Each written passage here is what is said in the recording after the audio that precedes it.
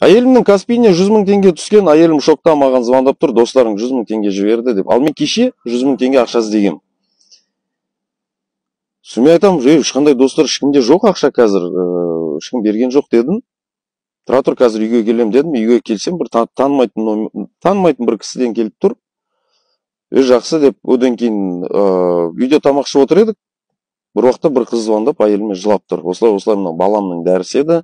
Балам өлейін деп жатыр, үйтейін деп жатыр, бүйтейін деп жатыр. Ойбай, 100 мың теңгені маған қайтарып жібересіз ба деп. Мен хопа, тұра тұр дедім. Телефонды алдым, өзім алдым да. Отмена жасап алыңдар өздерің дедім орыс тілінде. Орыс тілінде сөйлеп тұр, акцент біздің Қазақстанның орыстарының акценті емес, акцент российский акцент, 100%.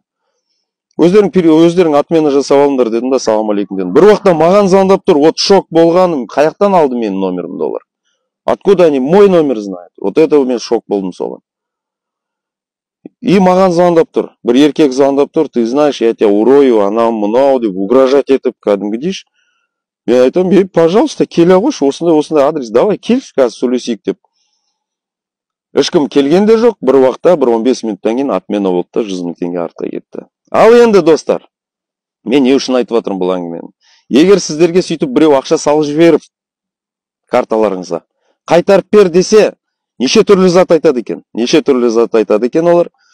Қайтарып бер десе, өздеріңіз айтып алыңыздар, бүйтіп айтыңыздар. Отмена жасап алыңдар, керек болса деңдер да болды. Любой қай номерден звондаса да лақтыра беріңдер, өздері 10-15 минуттан кейін жаңағы 100 мың теңге ақшасын шешіп алады. Егер сіздер сол жерде ана өздеріңіздің каспилеріңізден қайтарып беретін болсаңыздар, онда салам алейкум болып сіздерге арттарыңыздан кредит, мредит бәрін алып тастайды. Енді олар менің әйеліме тастағансын, менің номерім, мен күйеу екен қайдан біледі олар?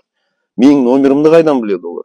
Көрдіңіздер ма? Так что біздің данныйлардың бәрі общее обозрениеда, достар, сол үшін абай боламыз, роднойлар. Аманшылықта, сау саламат болыңыз.